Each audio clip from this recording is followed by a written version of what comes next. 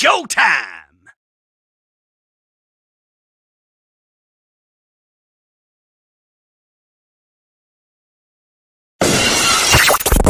Ladies and gentlemen, stand to your feet and make noise for Gresh Unleashed! Let's go! Cool kids step to the front. Cool kids. Too sweet sound for the click. But you don't work there. Feel like I need a shower just looking Gotta at get you. ready What the quick. fuck does that mean? Next on the prince. They ain't been the same ever since. What? Living pretty We well cut on the the head cherry. off a I ain't You're gonna gonna be single for the rest of your life. Brock Lesnar on the beast. Look at the heat. Sleep flex and Look at the repeat. heat. Whole new swag with a pass on the tag. Coming live from the west to the east. Better recognize on the mouthpiece. See the power level got I get no bitches. Bringing content on the daily. Feeling like Gresh Unleashed. Greetings and salutations, ladies and gentlemen, boys and girls, non-binary pals, and everybody in between. Welcome to a special post-show WWE 2023 Royal Rumble post-show. It is your boy, the voice that does the most, the purveyor of mischief, Gresh, joined as always. I was joined by the Queen of Rebels, but this show went kind of long, so we got our special guest here as always, and that is the one and only, the man himself, the man, the myth, the legend, Highlight Real. What's good with you, brother? Hey, what's happening? What's happening, good peoples? We back like another episode of Impact, fully intact. You know what it is. It's your boy Dwayne. What's up, Gresh? Yo, what is happening? What a night. What a night. We're Man. going to talk about it. What happened to Sammy? Please examine that. We're going to really talk about it. We're going to talk about it. And contrary to popular opinion, the man is not buried. There is more to the story. People are saying, oh, he was buried, this, that, and the third. No, bro, you tell me you don't watch the show without telling me you don't watch the show. Because there was a story that was to be told. Because Sammy was conflicted. Will he choose Kevin Owens or will he choose Roman Reigns? As a matter of fact, we might as well just punch it we might as well get to the point and just talk about Sammy, the main event, but since that was literally the last thing we talk about. But before we do that really quick, it is that time again for some house notes, excluding the live show reviews that you're seeing right now. The video format of this show has a new home over at patreon.com/GreshDigital. It will be available for all tiers starting at $1. If you're the person who likes to watch podcasts, that will be your place to go. But as far as everyone in general, the show will be available wherever you listen to your podcast. Now, we got a lot to talk about, ladies and gentlemen. Yo, that main event, we might as well just start backwards because that's how we ended the show. Roman Reigns defended the Undisputed Universal Heavyweight Championship against the prize fighter Kevin Owens. And man, what did you think about the match? I thought it was quicker than expected based off what we, got when I think it was about a 30-minute time slot left or something like that. What did it start around like 11:30 just about? Yeah, it was about 11:35 because of that performance. Yeah, so I like the match, of course. They've had better matches together in the past. If you remember some of the feuds Roman and Kevin Owens had in the past, right around the early stages of the bloodline. But given what we got pretty much from the moment of that ending up until basically what closed out the show after the match, right, that was pretty much more worth it than the actual match itself. That storytelling has been just straight up chef's kiss, and it's still continuing because now I know a lot of people are excited to see what's going to happen on Raw, SmackDown. Yeah.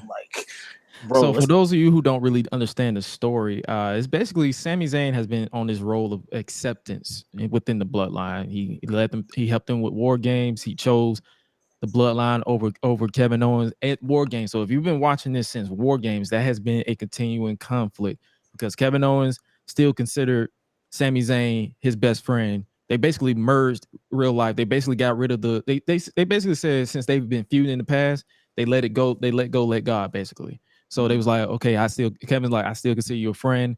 They're using you. He's like, they're using you. And I should know because I've used you in the past. So he's like, I'm telling you, they're using you. And Samuel was like, no, they're not using me. They actually care about me. They love me. They respect me.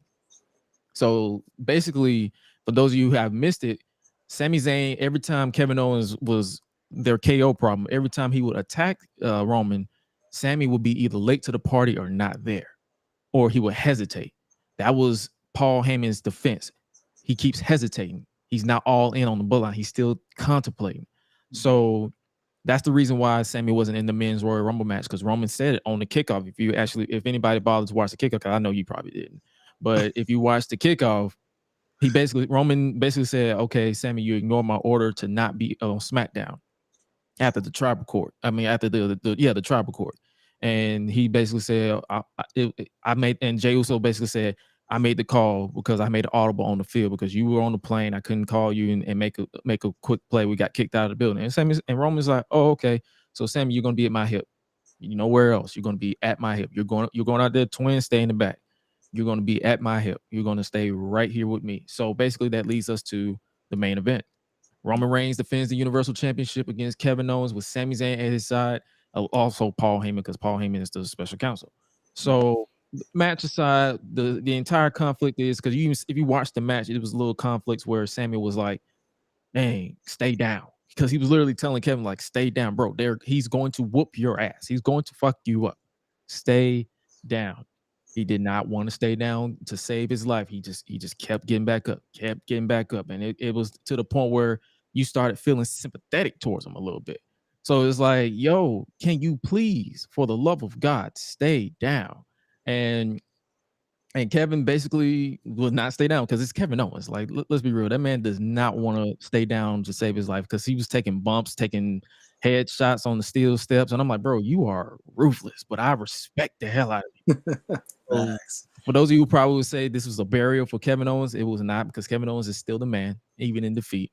So after Roman dispatched of Kevin Owens, Roman was like, so basically the whole entire bloodline came down to celebrate with Sami Zayn and Roman for the win. And Jey was about to because keep in mind, if for those of you who've been following it way before War Games, Jey Uso hated Sami Zayn in the bloodline. Mm-hmm. So to see him flip, and he even defended Sami to keep him in the bloodline. He was like, "Yo, trust me, he's been taking bullets for us." So he put everything on the line for this man. Mm-hmm. So Jey was ready to put the lay on him and let him, like, "Yo, you were part of the bloodline." But Roman was like, "Hold on, one moment. Continue to fight him." And then we just saw Kevin Owens getting his ass whooped, stomped on. Jey was snickering and smiling. He's like, "Oh, we get to fight him some more? Let's get it." So he was fighting him. Jimmy Jey stomping on him. They hit the 1D, and then they set up Solo for that hip attack that he did on Riddle with the chair. So they hit that gimmick, and KO is done. So Roman's kinky ass, for some reason, brought out handcuffs. So, like, started embracing his erotic side, because he brought out 2 handcuffs, just started twirling it like, "Hey, we about to get crazy." So they handcuffed Kevin Owens to the ropes, and then the Usos literally embraced their inner Young Bucks and started super kicking the hell out of Kevin Owens. It was like kick after kick after kick, to the point I was like, bruh, enough. And you started feeling sympathetic towards it, because if you're a fan of Kevin Owens, if you're a fan of Sami Zayn, if you're a fan of what they're doing, you're feeling sympathetic. It's like, bro, these are ruthless savages. The bloodline is literally embracing their island mentality. They're ruthless savages. They're about to break Kevin Owens down to the point where he's not going to be around for a while. So you do that, and then you got Roman's like, he was about to hit him, and then Sami was stepped in front of him. So you had that moment like, "Oh, Sami, what you doing?" So Sami was like, "It's enough. This is beneath you. You're the tribal chief. This is beneath you." And Roman, his manipulative ass, like, he loves gaslighting. So he was like, "Yo, you're right. I don't need to do this. You do it." He handed him the chair. He handed him the chair. Sami kept hesitating. Then he hesitated. Then he hesitated. Then he hesitated. And then it was like, it got to the point where he started thinking, like, am I going to save my best friend, or am I going to attack brutally, add to the attack? The next thing you know, You look, Roman's still teasing, and then he looking at Paul like, why is he still hesitating? Why is he still hesitating? Then he looked at him, and then Sammy made his choice. Pow! He made his decision. He chose his best friend over the bloodline. And to tell you the emotion that I felt from Jey Uso, he was hurt. That man was broken. He's like, I put my life, I put everything on the line for you. I vouch for you. Everybody else was ready for you to turn away, to get you cast out. But you attacked. You attacked my cousin, the head of the table, the provider. So it all leads back to Jay understanding the chain of commands, and he was just conflicted. So Sami Zayn made the choice to not to be sympathetic because he finally saw what Kevin Owens was saying. You're using me. You're abusing me. You're mentally gaslighting me for your own gain, and he had enough. So Sami Zayn made that choice. He made the choice to side with Kevin Owens, and you got the ruthless assault on Sami Zayn to close the show, to the point where they ripped off the Honorary Uce t-shirt. And contrary to some people's opinions, because everybody have their opinion, there's no insults going back and forth. Some people say he was buried. Some people say, what do you expect this man to do with a steel chair? This man got lit up by a steel chair. We're not going to. It's like you expect him to no sell a steel chair. Kevin Owens is handcuffed, so he ain't had no backup. Sami Zayn got lit up with a steel chair by Roman. Then he got attacked with the Samoan spike, got super kicked to hell by Jimmy Uso. Jimmy Uso's like, yo, I'm your brother. This your brother? No, I'm your brother. Because if you pay attention to the tribal court, Jay, his defense was, I love you like a brother. Because it went from Jay hating this man's guts to turning around and loving him like a brother. So now the conflicting story is, where does Jey Uso stand? Because he walked away during the assault on Sami Zayn because he was hurt. He was heartbroken. This man literally made the decision and he attacked the head of the table. So now Roman is without his right-hand man. Sami is on the outs. So that and this is where I'm about to get that question we're gonna get to when we talk about the men's Royal Rumble match and the winner, because now I'm more intrigued to see this story than the other story. What were your thoughts on this ending that we had, this ending sequence? So my brain was going completely different in a sense of what I got from it. Although I do agree, because again, if you follow the story, everything that you said was right, pretty much on the nail, and I 100% agree with it. I'm gonna start with the Kevin Owens side of things first, because when you mentioned how a lot of people were like, yo, like, why is Kevin Owens getting beat down like this?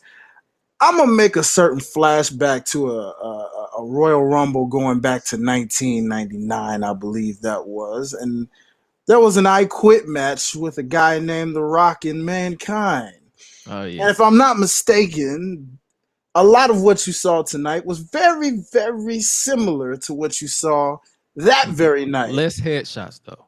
Less headshots, of course. Different time period. But you get what I mean. A guy who never says die, never quits, never actually officially did ever say I quit, as a matter of fact, given we know that voice automated, I quit, all that, right? So the handcuff spot reminded me a lot of what The Rock did to Mankind in a similar fashion with the handcuff spot as well, except just, more so tied behind the back and all versus to the ropes. But I felt like that was a nice little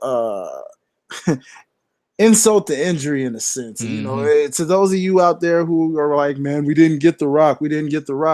I wouldn't rule that out just yet, because I don't know. Sometimes Roman be doing some things where it make you wonder, are you trying to tell me something without trying to tell me something wrong? Honestly, or are you just doing that out of convenience? Honestly, this is really a setup for Montreal, because if you keep in mind, it is. For sure. The Elimination Chamber is in Montreal, Quebec, who just so happens to be Sami Zayn's hometown. Exactly. There's your match. Exactly. So this is basically setting up that big show. For sure. And I mean, who's to say? We don't really know if we want to buy anything we're hearing about The Rock for sure. To be honest with you, if he comes, cool. If he He doesn't, comes. Yeah. cool. Cool. And the reason why I say that, the reason why, like, I put out a tweet, if you follow me on Twitter at Josh Gresham RG, I literally put out, I was like, if Rock doesn't show up, I'm not losing sleep. And the reason why I say that is because we got the big moment of Rock coming back 10 years ago. I'm fine. I'm cool with that. Mm-hmm. If he comes back for this, if he come back to solidify this, or if he comes back at WrestleMania, look, if he comes back at WrestleMania and sets up a match for next year like he did with John Cena, we can go on a full year with Roman without the titles going crazy and Rock coming back to set everybody straight. You literally can go that way because let's be real, Rock and Roman does not need titles. You just got to be patient. Agreed. And what up, Marty? You know, for that reason, that's what made me kind of throw that in there as, you know, maybe he's planting some little seeds of his own slowly, you know, in his own way. Yeah. That we know because this bloodline storyline has been 2 years. For sure. 2-3 years in the making. We can wait another year, or at least I can. Yeah, I mean, I'm good with it. You know, like that might be me looking a little too deep into it. You know, like you said, if The Rock's not there, I'm cool with it. But you got your people out there who, you know, because of the fact, you know, LA and like, oh man, you know, it's your home, this your area, you know, it should be, you know, this is what you wanted. But that's what I'm saying. You don't have to have a match. He can literally just show up. He can just show up, you know, if he wants. Either way, we'll see how that, you know, both of them, to me, it seems like both of them tease in their own little ways as of late, you know, if in subtle ways. But going back to Sammy's side of things, though, honestly, in seeing that, it really reminded me with Jay. I really paid more attention to that because it reminded me, I felt like a story was being brought back within a story in Jay's case, because now when you go back to how this bloodline even started, when Jay was Roman versus Jay, I got that vibe, and I said, now, I did too. Don't get me wrong, I did too. Is Jay is this going to lead to something here? You know, like I realize, you know, they're technically still tag champs, and I know there's people out there saying, you know, hey, it's out there now. Maybe we get Sammy and KO taking the titles from the Usos. Maybe, but who's to say Jay is not gonna, you know, butt back up and the right hand man turn, because that's all it takes with the tribal chief, man. You know, if the right hand man's gone, that's why when Roman attacked Sammy with the chair,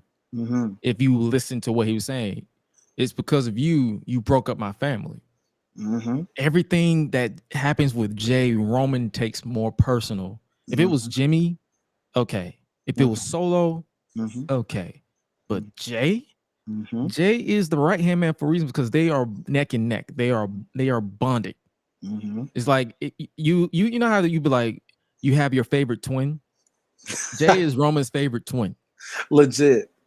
So you're it's like, because every time you pay attention to like every time Jay stands up for something, he's more taken aback because he's like, bro, you're my right hand. You're showing you're defying me. You're showing fraction. I trust you more than everybody.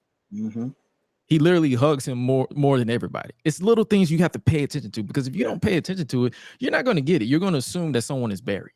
Oh yeah. If you don't pay attention to it, like if you don't start from when it started to now, if you're a casual viewer of WWE, I understand why you feel like someone is buried. But listen to me, listen to the sound of my voice. He will be fine.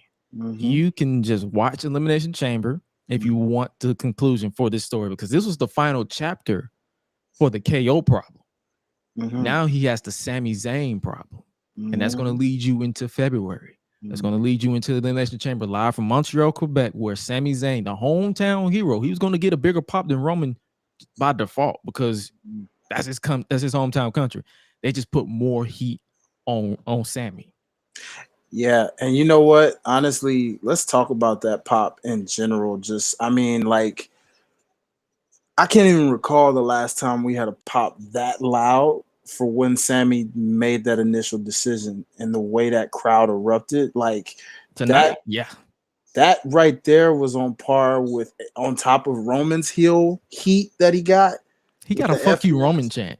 Bro, that right there was NWO Hulk Hogan level right there. Like legit. All they needed was stuff to be thrown in the ring, which they really can't do these days anymore. But that's all that was kind of missing. I wouldn't be surprised if someone would have threw something. I would have been like, damn. Yeah. Like, it's like that you want this, and then what cracks me up about it is like, bro, this is the Roman that we've all wanted, or at least me wanted since the Shield broke up. Mm-hmm. Agreed. When Roman Reigns broke the Undertaker's undefeated streak, the Tribal Chief should have been born right there. But you can't change the past. You can only talk about the present. Legit. This fuck you Roman sucks. He's going to feed into it. He's going to become an unbreakable savage. And is always going to, and will Sami Zayn break that savage? No. Because if you listen to what he said at the end, he said, all bets are off now, Sammy. Nothing is nothing. What you did now is going to come back to haunt you because everything is off limits, is on limits. And that's the thing. This is what people need to understand. Now that Roman doesn't have his right hand man, he's going to go off the chain. It's so many layers to this story. That's why I'm like, bro, just wait. Just wait. Don't assume Sammy's buried. Don't assume Kevin Owens is buried. Just wait. And you know what's crazy though? This is where I wish the Brock Lesnar story would have came in somewhere with the Paul Heyman situation. Because then that would have caused Paul Heyman's conflict to then relate to Sammy's conflict, to where now all of a sudden your whole bloodline is breaking apart before you, because then you're losing your wise man. It would have worked if we didn't see Brock and Roman for so many times. Agreed. The crowd is just so worn out of Brock and Roman. Like, even if I see promotional pictures where Roman is right next to Brock, I get shivers because I'm like, I'm overseeing that match. Give me another 5 years, and then maybe Roman can retire Brock in his final match. I don't know, but it's like I need a break. I agree, bro. I do not need to see Roman. So that's what I'm saying. I get what you're saying. Like that would have been like, okay, here's the conflict. This is a conflict. Like your special counsel and your right hand man is conflicted because you, and it's like it's so many layers. So now it's like if they finally do, let's say they finally do get the Rock. Now you can have the elders have conflict with Roman. That could be your next story because the elders, that's all they talk about during this entire story. The elders aren't, let's say the elders aren't impressed with what Roman has been doing to his bloodline. Jay left. So you people who genuinely care for you, you manipulated them, and then they call upon the one man who they feel they can beat Roman Reigns, The Rock. So let's tell the truth. It could be Roman. Let's just say for real, Roman Rock is telling the truth. He's not physically because that's what a lot of people don't understand. There's in shape, and then there's in ring shape. Rock can legitimately be telling the truth. I'm not in ring shape because you have to. People see like, oh, he's working out all the time. He's live reacting all the time. He's doing this like he's working out. Let's be real. He posts workouts literally every day, but that don't mean he's in the ring taking bumps and running cardio. So will we see Rock this year? I wouldn't be against it. I'm not saying let's not hold our hope, but I'm intrigued. And they're doing a press conference right now. We might we'll talk. I'm probably not going to talk. I'll probably put it on the background to see if like it's been on background. They had Rhea Ripley. I didn't really overhear because I was tuned in with what Gresh was explaining to everyone. But they have Cody up here now. Talking about what they're asking him in terms of his Rumble win, which we'll get to soon. But it's background noise. Yeah, it's background noise, but yeah, we're watching it. We paying like if anything important happened, and we got the closed captions. It's like it's pretty much your typical press conference too. Yeah, little media scrum, no biggie. It's like it's less chaotic than Brawl Out, but yeah. but Don't think you're gonna get many, any pucks. it's so many layers that they can go with this Roman Reigns and Sami Zayn storyline, and then I'm pretty sure Kevin Owens is going to be away for a while to sell the beat down, and Sami they'll probably not rush Sami back, but he'll probably be back within 3 weeks because I believe Elimination Chamber is like a month away.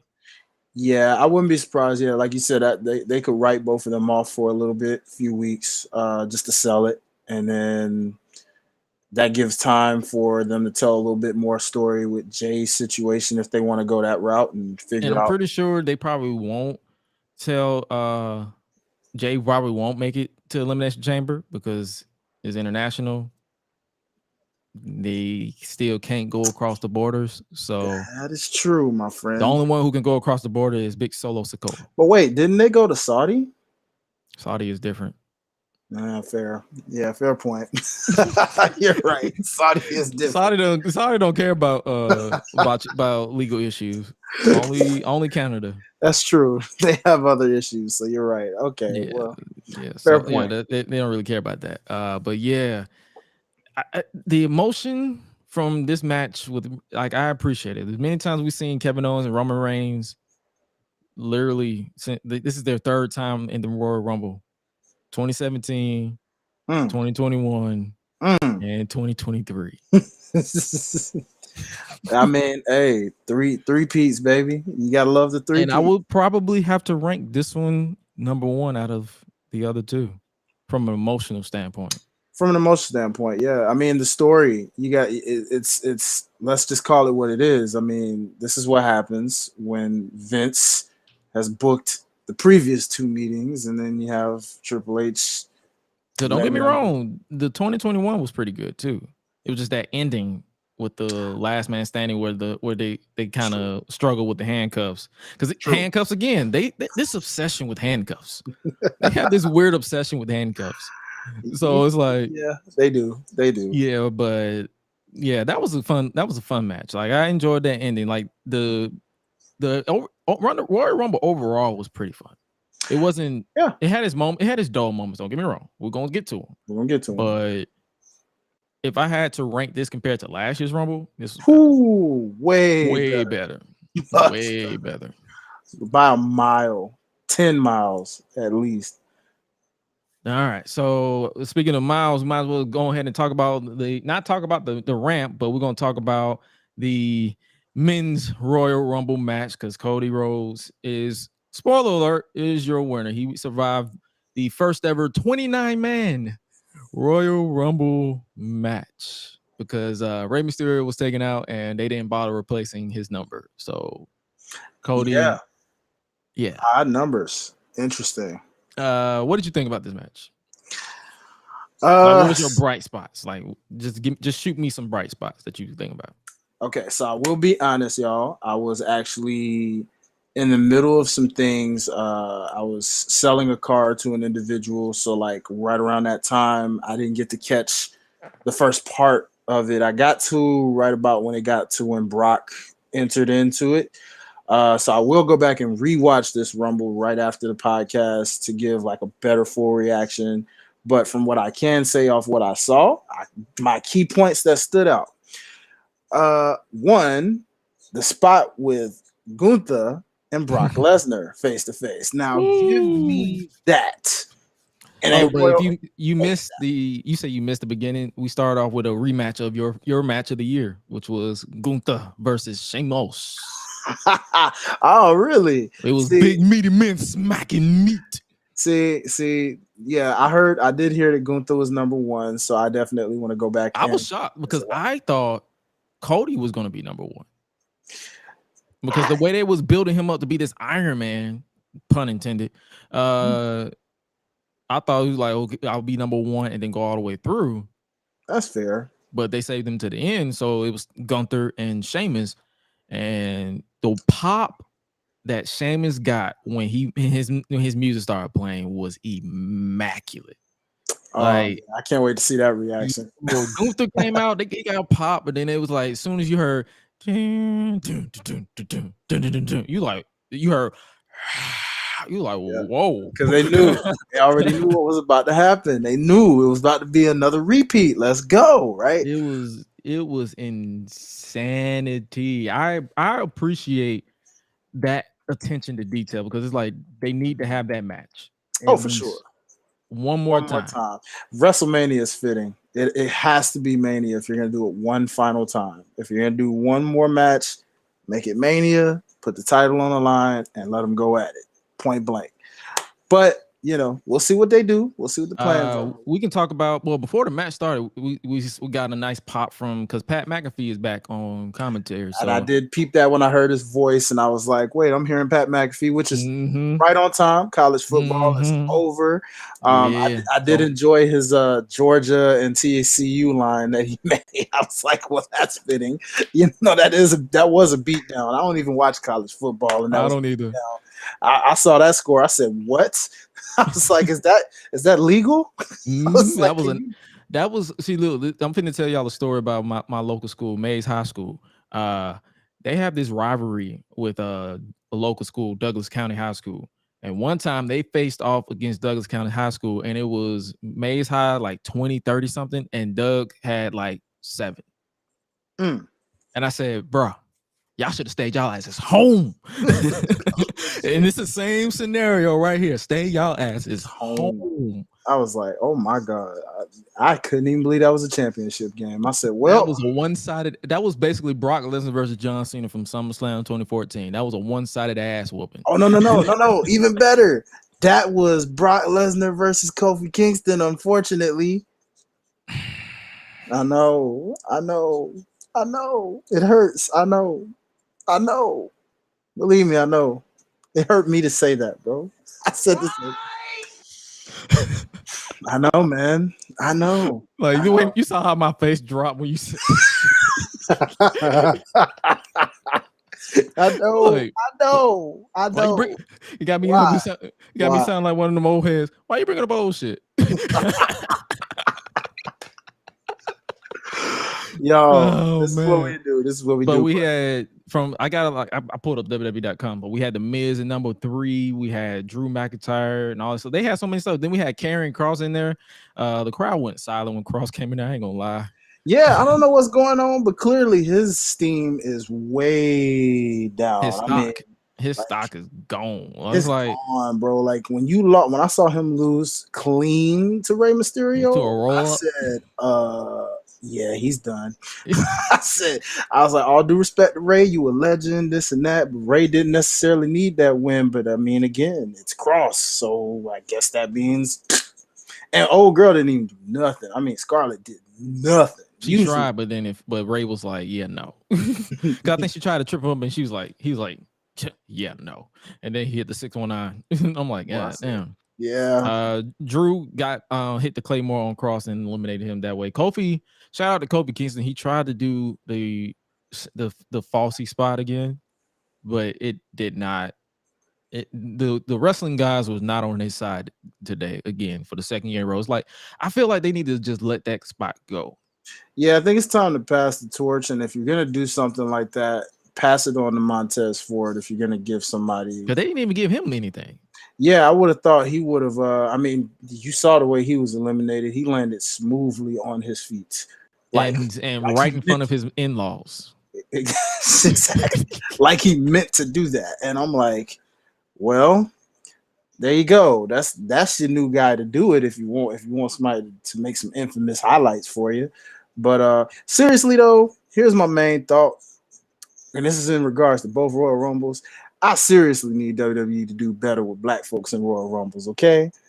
I need them to last a lot more than 3 minutes, 30 seconds. We're going to talk about that in the women's Royal Rumble match because shout out Lovely Laveau, but she said it's literally like 2 black women in the hall of WWE. Bro, that's not in NXT. They got a whole bunch of black sisters in NXT, but they ain't ready. Not at all. Yeah, to talk about with Brock Lesnar, the moment where you talking about with Brock Lesnar, he eliminated Santos Escobar. He did good. Angelo Dawkins, Big Dogs, who he been killing it ever since he been showing up and showing out. Chad Gable. Then after that face off with Gunther, We had Big Bob, Big Bobby Bob. Lashley to a nice pop. That man got, oof. And Yeah, he finally caught Brock lacking because for the past two episodes, for the past week, Brock been catching him lacking. Mm-hmm. And he laying him out with F5s. And I'm like, bro, you stay in Brock Lesnar stay in black folk business for no damn reason. It's like, bro. So but Bobby finally got his. I'm like, there's your receipt, my boy. Yeah, he yeah. I'm ready for that get back. Make this final one a banger, y'all. Please give them enough time. Do you think they're gonna do it at like? Because I want to see Brock and Gunther. Do you think they want to put that one on Elimination Chamber? I think you can. I think Brock and Bobby should be Mania. Okay, but I definitely would, given Gunther and that seed being planted. If you can't do it for next year's Mania, do it for SummerSlam. If you have to. Yeah, got to. Like that got to be a bit, because I don't even think they announced the location for SummerSlam. Because if that match gets announced, we best believe we're making another SummerSlam. Oh, for sure, for sure. Best believe we're making another SummerSlam. Let's go, because that's what I'm saying. Front row center, baby. I'm there for that one. I'll save up the tickets for a front row seat on that one, bro. You best believe we going like, yo, for real. Brock Lesnar, F5, Baron Corbin on a steel chair before he came in. What is up with it? I feel like that's the theme for this entire Rumble event for me from last year and this year. What is this music? I should put that on a t-shirt. What is this music? For like 85% of the people. Bro. Yeah, this music, oh God, is it trash? Like, I give them props for the fact that they trying to do all right with some of these folks that they remix. Mm-hmm. Like Charlotte, Ripley is cool. Charlotte, Asuka. Yeah, Finn Balor, I had to listen to it more than once to kind of get what they was going for, but that's a vibe. Rebel Heart, throw that shit in the trash. Oh yeah. No, that wasn't good. Seth Rollins, like that's what I'm saying. Yeah, Seth Rollins will have quite a few hits, but they have a lot of misses. Yeah, it's like for every good one, they have 1,000 bad ones, which is really crazy to me, and I don't get it. I'm like, what y'all need, and I think that's just proof that WWE needs to license their music more again. Legit. There's so many artists out there that can literally create music. This nigga right here. Hey, hi. What's here whenever you need me. Just the leader of the wrestling club. He does music. It's so many people, artists out there, and shout out to the guy who does the theme music for Raw. He's a brother. So like, do license. Mega Ran, hello, he's out there, guys. Go hit up Mega Ran or something. Mega Ran, Wale. You know what I'm saying? What the freak, And shout out to the crowd for popping for New Day, but I feel bad for them because they was popping because they thought it was Big E. Yeah, they did. But then they got to understand, the real ones know that if you don't hear, well, you want to go big, then say that, then it's not Big E. Yeah, even though I would assume that when he does come back, it probably will be the New Day theme.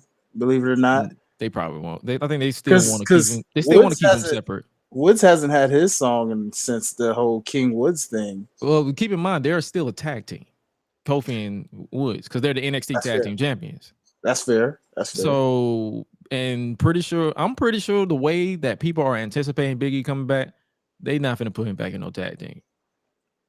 They're gonna try to right that wrong that they did afterwards. Because no, they got to. And Triple H knows that. What I'm gonna need them to do is I'm gonna need them to convince Brock to take the L for payback for day one. I'm gonna need them to, it's so much stuff that they get the rights they got it wrong for Big E. Oh yeah, no doubt. And this for the record, I will say this Rumble by far has had your boy on a hot streak in terms of predictions. Because I called darn near every surprise entrant was on my surprise entrance. The only one I didn't call was Booker. I called Booker. I literally had Booker, but I had King Booker, but Booker is Booker. I had King Booker.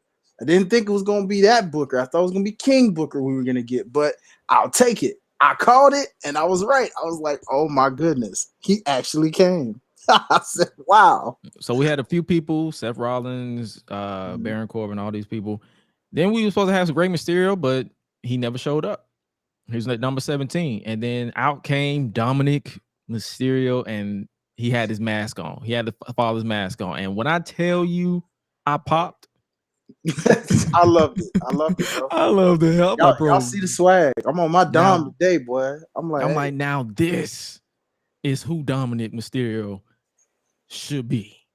Yeah, he's getting better and better every week with this character, man. I am one of those people who say I will eat my words, because if you listen to the podcast last season and this season, you know I was hard on Dominic. So I'm like, he sucks. He's this, he's that. But yo, ever since the brother got arrested and they actually found his groove, yo, he been killing it, though. He's been killing so much it. so that one of his 7 godfathers even had to prop him and say, yo, did you do this on purpose, NWO style? Like, no. He had the wet hair Eddie style. Like, he was paying tribute to everybody. Yeah, I'm like, okay. I ain't gonna lie, when he had the mask on, he did look like a tall Ray. He did. So he looked like his father. It's true. That's true. But this is what I'm talking about. Obviously, we had Finn and all this, so we had the entire Judgment Day. We obviously had Booker T, had Montez Ford getting eliminated, and then we had the return of Logan. Well, before that, we had the return of Logan Paul, but we had the return of Edge, old man Edge. We had that man back. So shout out to Edge for still rocking the short haircut. Because for those of you who want to see long hair Edge back, yeah, that's not happening. Yeah, I don't think you're getting that anymore, guys. Yeah. So Edge came back. Obviously, he's going to continue his centuries-long feud with Judgment Day, because I'm like, oh my god. What? But wait. No. That was a long feud, but the last time we saw that feud, we just talked about good storytelling. Let's not act like what we got last time. I'm not gonna shit on it completely. I'm just saying. Yeah, because I'm ready. I was hoping Judgment Day would feud with somebody else. Yeah, because even though that was technically last year, that's right on par just about what we got. I see them peaking this at. They're gonna peak this in Montreal. Montreal, okay. I feel like they're going to stack the hell out of Elimination Chamber. That's what I'm saying. I'm like, everything. It's like, I understand people saying, oh, WrestleMania, they got 2 nights to fill WrestleMania. We'll get there, but you still got this sold out show, because I think Montreal sold out too. So I wouldn't be surprised. Yeah, you know, so that's sold out. So it's like, you got to make it a packed show, but also remember, you know how Triple H books though. Oh yeah, he only gonna give about 5 or 6 matches on the card. So I mean, he's in his takeover bag. And I understand why he's doing that, because WrestleMania is 2 nights. So he's like, yo, we're gonna. And Elimination Chamber is gonna probably take up 2 of those. So really, that's more like maybe 4. Well, that's if I think they're probably gonna. I think he's adamant on being less is more. So I wouldn't be surprised if he does just 1 match. Like 1 Elimination Chamber match. And you don't think he'll do 1 for the ladies? Because I was thinking that like might be I'm saying that might be the ladies. I would hope so, because they need it more than the fellas do, I'd say. But I mean, because Roman's probably going to get Sammy, so that's what I'm saying. You got Roman versus Sammy. You got the Women's Elimination Chamber match, because I'm pretty sure Rhea's going to pick Bianca, because that's the spoiler alert. Rhea won. But we're going to talk about that, because some stuff that. There was some controversial decisions in the women's Royal Rumble match that kind of got social media on a tailspin. I was laughing at the reaction, but you're going to Rhea more likely is going to pick Bianca. That's going to leave SmackDown, because SmackDown needs all the help they can get. That they do. Although we'll get to that, but Liv is steadily letting them know she is not forgotten. Oh yeah, that was a great showing today, and she's an MVP for sure. So shout out to Liv, but they definitely need more for sure to be on a Charlotte level. Liv is getting there, but if you take Liv away, nobody. So it's like Yeah, they need to step it up, bro. They need to step it up. So after Logan Paul is back as well. He was the final surprise. What you think about Logan Paul in this? Are you indifferent like I am, or are you kind of like cool? I didn't think he was necessarily needed for the Rumble, even though I remember hearing that they were gonna set him up for a key feud through the Rumble. I didn't think you needed to necessarily do that to do it, but you know, I mean, I don't know who that would have taken away from anyway, because it was an action-packed Rumble for the men. So I mean, it didn't really. The only thing take that away. was left was probably someone from NXT. Yeah, like I heard people crying for Carmelo, you know, saying like, "Hey, man." I think mainly because I put out a tweet earlier. I was like, they need to recreate the Undertaker and Maven spot with somebody from NXT, and people was like, Carmelo Hayes, or Braun Breaker to Lesnar, and I'm like, okay, I can see the vision. Or someone even put Grayson Waller, and so I'm like, I even see the vision with Grayson Waller because it's like it gives more eyes on NXT. It wasn't, and I was like, never mind. But that's something they need to do. They need to make moments for the future, and so hopefully next year they go that route if Triple H is still in charge. I agree with that. I like that. Yeah. But Logan Paul, outside of the spot that he did with Ricochet, that got a legit shit out of me. Yeah, everybody was like, "What the?" Because I actually recorded my my reaction to certain matches for content purposes, and I was like, and I legit got a oh shit. So you're probably gonna get an audible oh shit out of me because it literally threw me off guard. Most of these, that's what I'm saying. Rumble was fun tonight. It was long, but it was fun. It was fun. Yeah, I like that. And then obviously after all that, we had the American Nightmare, Cody Rhodes. He's number 30. So what was I saw a lot of people's mixed opinions. They was like, if he's just going to be 30, why announce him? Why not just give him the John Cena treatment from 2008 and just have him come out? I stand with those people that say that, because my thing was why announce? I mean, the surprise was we didn't know what number he was going to be, but based off the fact that as the Royal Rumble went along, people was like, oh, he's going to be number 30. He's 30, yeah. And because I said to myself, there's only two people that can come in at number 30 at this point. That's Cody, and dare I say the other person people were hoping to see, The Rock. And I'm like, well, it's Cody. The Rock. Yeah. So there you go. And you just sit there, you like, so what was the point? What was the point? Yeah, you could have, like you said, did the John Cena thing, because I guarantee your pop would have been that much louder if he would have just been number 30. Point blank. Point blank and the period. But I mean, you can't really ponder too much on it. But what did you think about the closing moments? Because you had Logan Paul eliminate Seth Rollins. I know it's all a lot. They got a nice. Oh, I don't know, because I follow a lot of people who was actually there, and they say when Logan Paul came out, you got a "he's a scammer" chant. Because I don't know what that was about, but I'm pretty sure I could hear where people were booing the heck out of him and cheering. What did he do this time? Man, ain't no. It could be the prime drink for all we know. I don't know. I mean, I'm like, what did he do this? Because I don't. That's one thing with it. Like, bro, if you're not on my TV, I don't give a fuck. Yeah, I don't keep up with the Pauls, man. So I don't know their everyday lives, or I don't even listen. I only watched this podcast when Roman was on it. I watched it when Roman and Triple H was on it. That was it. That was it. Yeah, that was anything else after that, I don't really care. Like, I don't. And people were literally looking at me like, why I don't know anything about like Logan Paul and KSI's little group that they got, whatever they do on YouTube. It's because I got better shit to do with my life. I don't blame you, homie. I mean, it's not to hate on them. Get your money, do your grind. We because I'm a content creator. Like, bro, I don't hate on fellow content creators, but it's just like I'm in my lane. He's in his lane. Yeah. I know the content that I enjoy to watch. It has to be comedy or like reviews or YouTube summaries or something that is influential or informative.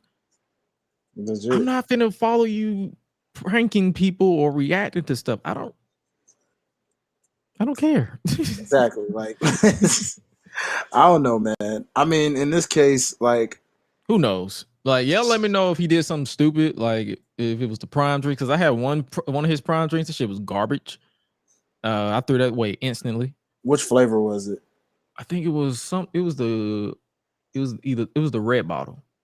Oh yeah, no, I never tried that one. Most fruit punch flavors are horrible. Like my favorite from that was the grape one was good, and there was one that was themed after you remember the original popsicle with the red, white, and blue?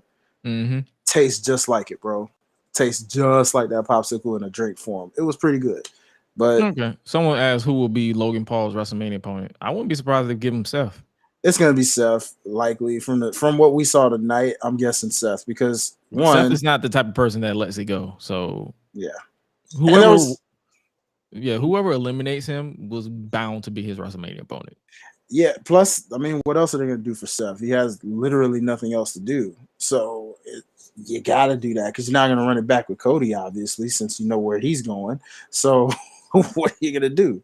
You already did that 3 times. It's like and people was like, oh, he should come back for Seth. It's like, bro, they can't top that Hell in a Cell. I'm sorry. No, there's no topping that Hell in a Cell. The emotion behind that Hell in a Cell, this man was literally had a whole purple tit. So yeah, sometimes you just know when they say it ain't broke, don't fix it. That's if it's been done and that was the chef's kiss, don't mess with it. Don't mess with it. Let it go. Let it go. Let it go. Oh, I'm fine. Yo, we crazy. We wildin'. But nah, man. Solid men's Royal Rumble. Definitely way better and more action-packed and believable than last year's for sure. Without a doubt. And obviously, for those of you who don't know by now already, Cody won. So shout out to Gunther, the Intercontinental Champion. He was the Iron Man for this match. Yeah, man. He broke a record, if I'm not mistaken, as well. They were mentioning. Let me see. They said he's the longest officially to be in the Royal Rumble as of tonight. Oh yeah, because I timed it. The Royal Rumble was 1 hour and 14 minutes. And he went that whole distance, yo. Yeah. That's crazy. Unless because how long was Daniel Bryan in the Greatest Royal Rumble? Was it 1 hour? Yeah, but we don't count that. I don't know why that's even associated with anything Royal Rumble in the first place. I don't want to hear nothing about Braun Strowman with 13 eliminations. They still acknowledge it. It was like Braun and Brock are still tied. We ain't acknowledging that crap. No. If that's the case, what we going? Only thing I acknowledge about that Royal Rumble is Titus slipping on the way to the doggone ring. God dang it, that's it. That is it. That is all. Get rid of it. Stop. That is not a Royal Rumble. It never was a Royal Rumble. It never should be a Royal Rumble. It wasn't even in Royal Rumble season. Get out of here. Sons of bitches. They gonna make me. No, player. No. I can't let that slide. I just can't. I can't. You said fuck this shit. Nah. Fuck this shit, I'm out. And by the way, again, going back to being spot on tonight, I literally called that Final Four and was just like, It had to be. Like, that was common sense right there. Like, yeah, like I did it right around when it got to like the last probably 10 or 11 people, like a little bit or something like that. But I was just like pointing them out, like, can't be Drew, can't be Sheamus. So I was like, yeah, you, and you. And it was like, all right, cool. There we go. Yeah. And speaking of pointing shit out, next up we have the pitch black match, the Mountain Dew pitch black match between Bray Wyatt and LA Knight. And by telling by your face, it was something. Because the way I said that, your whole eye just cut to the left and was like, boy. I'm already seeing the reactions to it. The pitch black match was trash. Boy. Well, I'm not gonna lie to you. This is what I wrote down because I take notes with certain things like this. I said, if you watch this sober, sorry about that. Well, I'm definitely one of those people, unfortunately, because they know I don't do those substances. But still, I'm about to say, I'm probably during this match, I probably should have handed you an edible. I ain't gonna lie to you. soon as I knew this match was coming up, I'm like, bro, go ahead, take this. Go ahead, take this. Don't even worry about what it is. Just take it. I take promise it, bro. You're gonna need to take this. You're gonna thank me later. Just take it. All right, got you, Gresh. Oh my God, what did you give me, Gresh? What am I looking at right now? Whoa! You're looking at this match. Why is it so colorful? Am I tripping? What's going on? It's pitch black. Because I was like, bruh.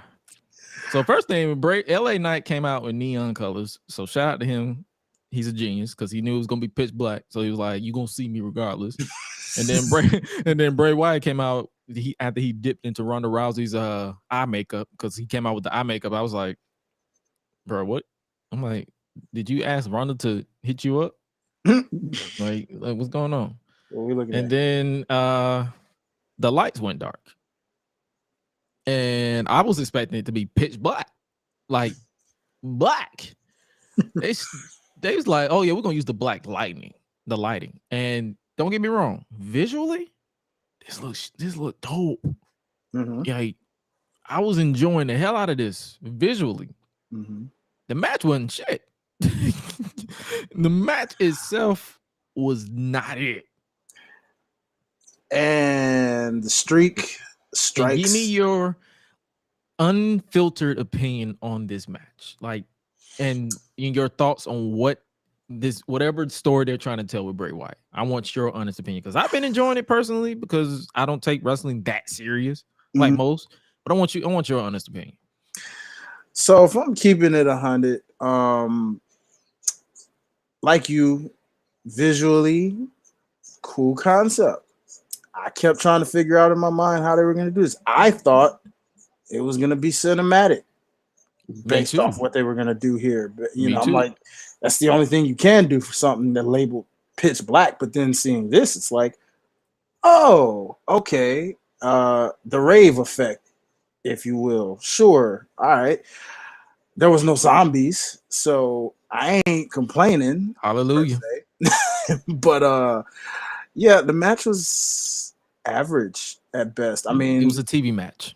Yeah, like in the case because of, if you pay attention to our if you ever catch us on our retro reviews, we have this slogan where we're like, it's a TV match, and it's basically like nothing special, and that literally was what this is. It's a TV match.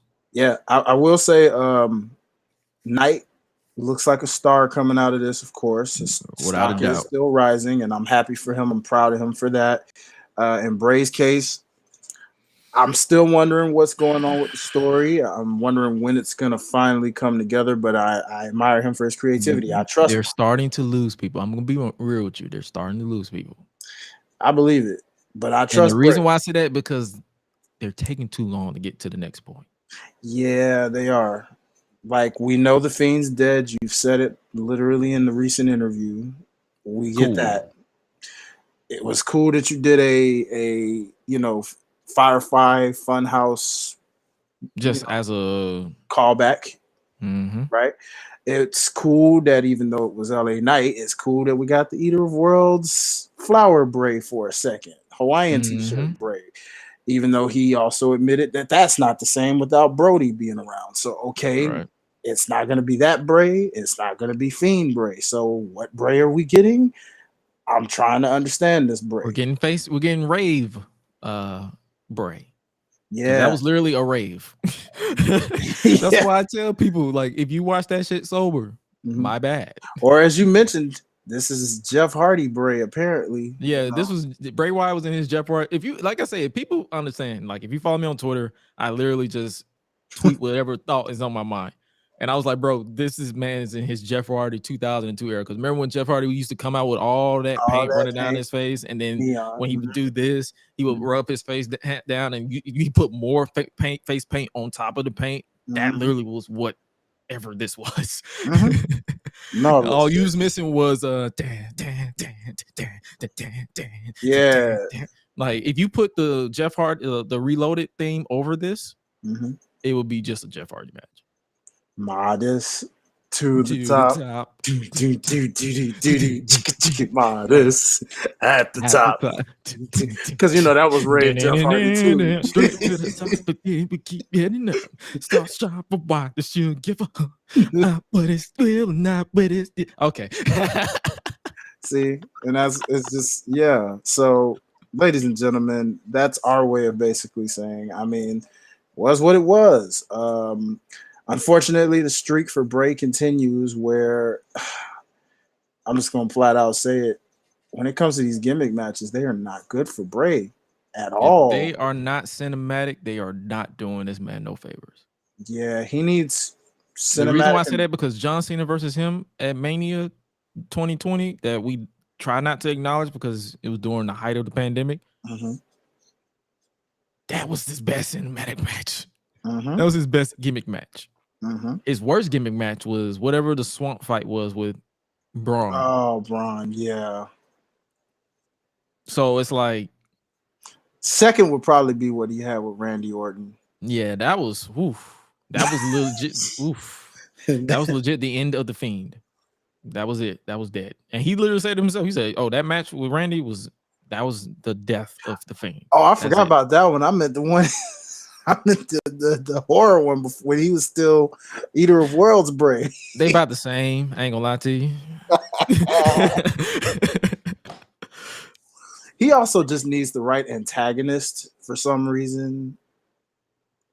He had that with Daniel Bryan, but he needs another Daniel Bryan in his life, like someone that can. You know how how Kurt Angle was the perfect antagonist for Undertaker in ring.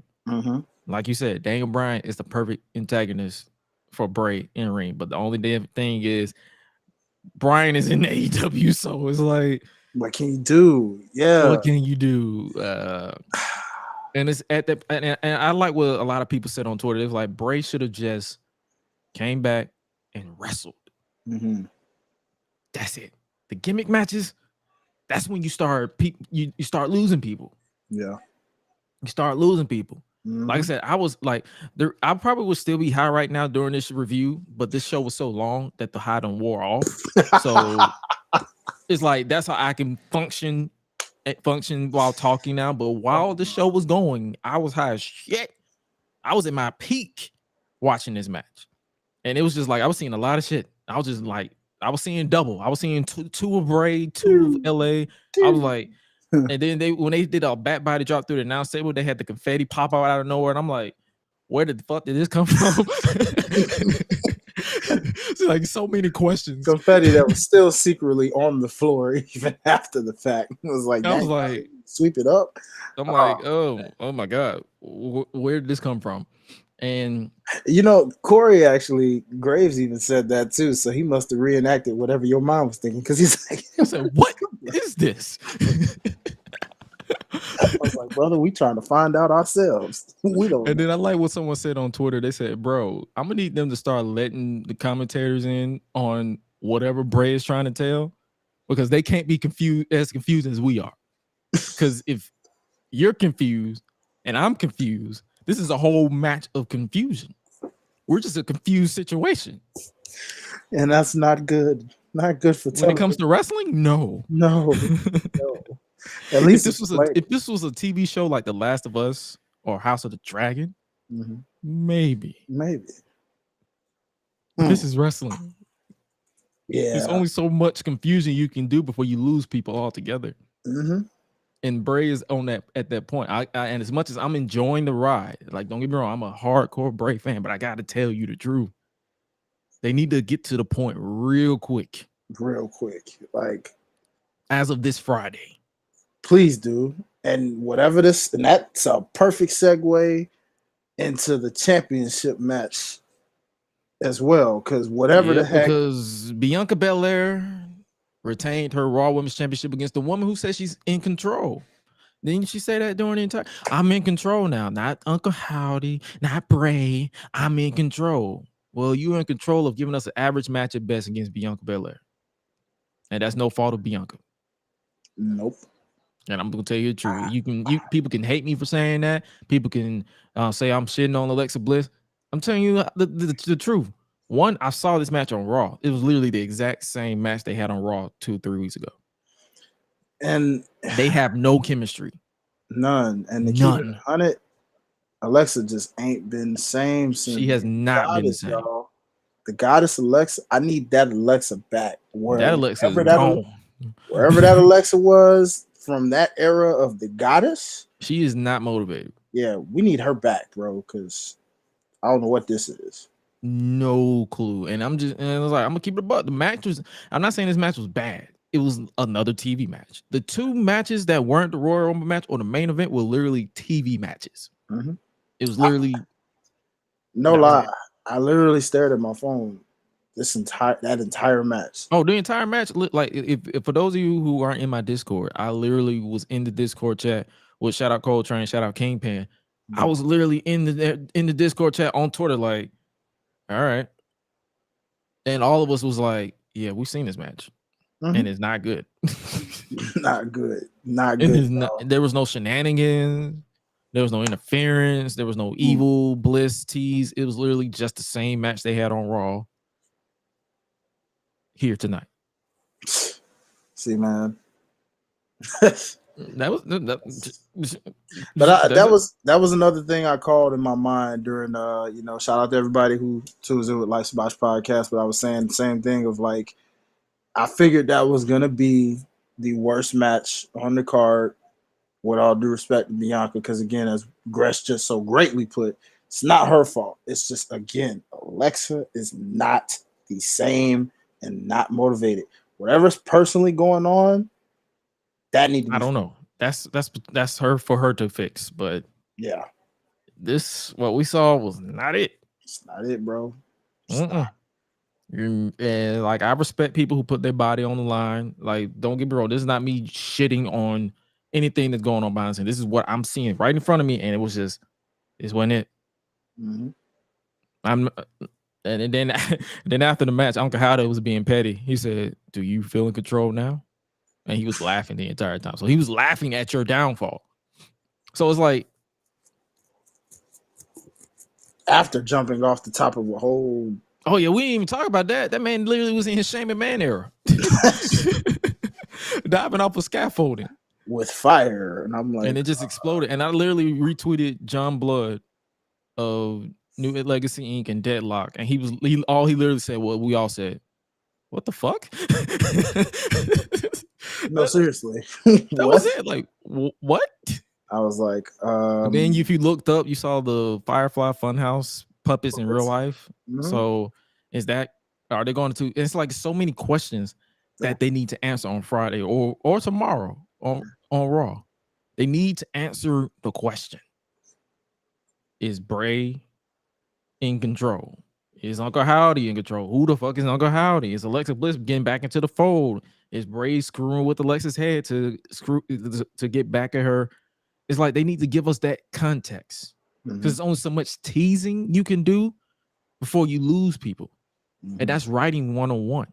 Yeah. This is coming from somebody who's written scripts, who's written shorts, who's written plays, who's been in plays, and every director I've worked with or come across with or producer or whatever tell me, if you want to keep your audience, you have to give them legit context. Not only that makes sense, but it has to work. And so far it's not working. If I'm sober, because I'm sobered up a little bit. That match wasn't that good between both of them. It was literally just a waste of time.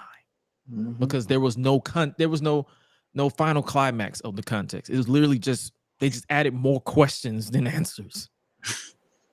What is Uncle Howdy's point with Alexa Bliss? What is Uncle Howdy and Bray on the same page again? Has Bray finally let Uncle Howdy in? So many questions that I feel should have been answered tonight. That should have been answered. But you left us with more questions, and you're probably gonna get a few casuals, yeah, of course. But as a hardcore, we're probably gonna start tapping out soon.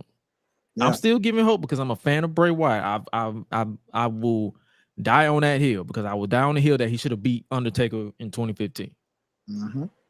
But you're going to get to that point, or you're going to start asking as a creative myself, who I will hold you to the same standards as I hold Game of Thrones, Last of Us, House of the Dragon, Velma, because people shit on Velma. If you don't have, I will hold you to the same regard. Get to the point. Point A, point B. Don't give me point A, A2, A3, A4. Oh, here's A3 and here's A5. And then here's A6. Then here's A7. No, go A to B. We need to get there because you're going to start losing people. Yeah. That's all I can say. But let me know what you guys think. Your thoughts on this, because Bray had a mask and everything. He pulled out a mask after the match too. So many questions like, okay, so what the mask is? This is your final form now? Like, is this who you are? A face painted individual? So many questions. So many questions. And then the last match we're going to talk about is the women's Royal Rumble match. They just finished the press conference. Nothing too much happened, but they just finished the press conference. We're gonna talk about the women's Royal Rumble match. What you think about it? If I'm being honest, I was into it, tuned out most of it up until probably it got towards the last final few, and the Michelle McCool thing woke me up. that did crack me up a little bit, because I was like, well, wait a minute, because I remember they mentioned she was like at ringside, so I'm like, huh, what? That was out. In Royal Rumble history, we've seen announcers literally have their music played and they just get up, but I don't think we've ever seen anyone sitting at ringside literally. That's the first time that's ever happened. So correct. Props to you, Michelle. You just made history as the first person from a crowd standpoint to make it into the Royal Rumble. And Chelsea Green, oh my God. No, we're gonna talk about her. Oh boy, we're gonna talk about her. But so ladies and gentlemen, we started off with the let's start from the beginning. It was Rhea Ripley. Rhea Ripley, fresh off getting speared, because Beth Phoenix came back during the men's Royal Rumble match and speared Rhea Ripley. Yeah, that also bothered me. What? This woman was literally in wrestling gear, if I'm not mistaken, when she did all of that. So I'm thinking in my mind off top, why they didn't do that in the? Yeah, because I'm thinking like, oh, okay, cool. Beth's here. You kind of ruined the surprise. I mean, they said let's put it here. They're like, let's put it here. Like she's gonna be in the women's Rumble anyway. And then all of a sudden, as the Rumble went along, I'm like, hold up. It literally just hit me out of nowhere. I was like, wait a minute, where's Beth? I was like, no Beth Phoenix? Nope. Are you kidding me? What the heck was the point of this? I was like, you mean to tell me she couldn't get one appearance? I was like, wow. Like all of these women I tuned out came through with the exception of a few. Like I said, Roxanne, nice pop, Nice pop.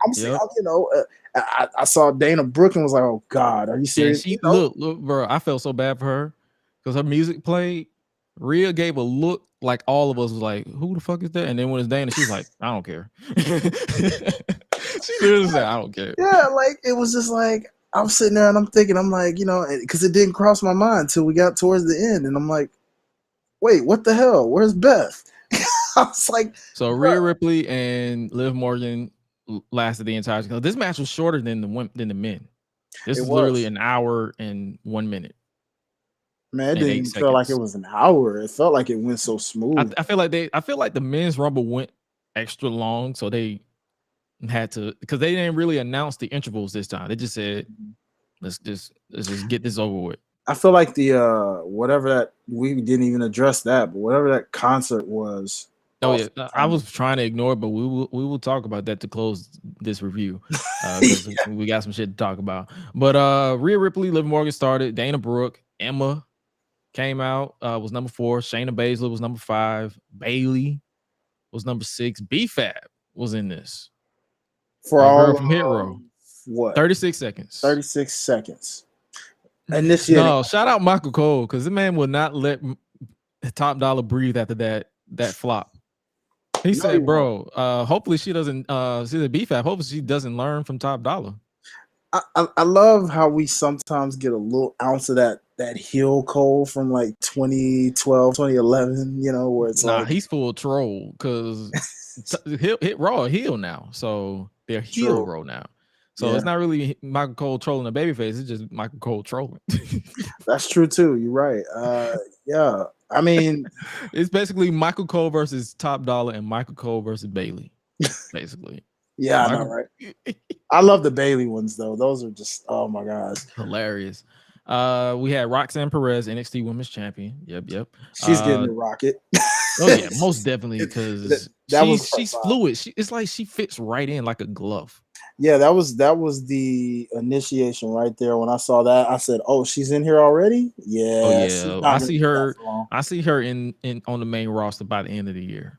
Oh, for sure. For sure. She might even get the Paige treatment. Don't be surprised if she comes in on day one and darn near wins the title. Like, wins like the SmackDown Women's title or something. Yeah. Like if she, it probably wouldn't be a Bianca. I'm gonna guess like if Charlotte's champ and they don't have anybody to beat her, all of a sudden here comes Roxanne and just pulls the title. Upset. Yep. You know what I mean? Upset of the century. Which puts her over, and then it'll be like, she need a new finisher because I don't see Charlotte losing to a Pop Rocks because Pop Rocks does not look. It's not. I hate that finisher, bro. It's basically a sunset flip. It's basically a sunset flip. Yeah, I'm like, dog. Melina made that look more devastating right now, and that wasn't even her finisher. And I think that's because Rox is so tiny. Yeah, she's literally a few inches taller than Zelina Vega. But see, in Ring of Honor though, if they do like she was in Ring of Honor, she was like Daniel Bryan. She had a whole like submission that she did that just was her finisher. She did like a submission move. It wasn't quite the label lock, but it was something similar to it. So I mean, honestly, hopefully they do that because the Pop Rocks, I don't pop for it. Me either. It's a signature. It's not a finisher. We had Natalya come back to a nice pop. Nice outfit. I was digging it. I was digging the vibes to it. Yeah. Candice LeRae, Zoe Stark from NXT made her way up there. Xia Li. Love Xia Li.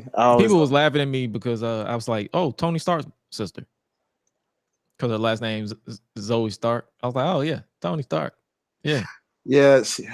I can't get into Stark, but I mean, Xia Li. I know her hair was screaming because the braids. Her texture of hair is not built for them box braids. Boy, she gonna have to get them out real quick.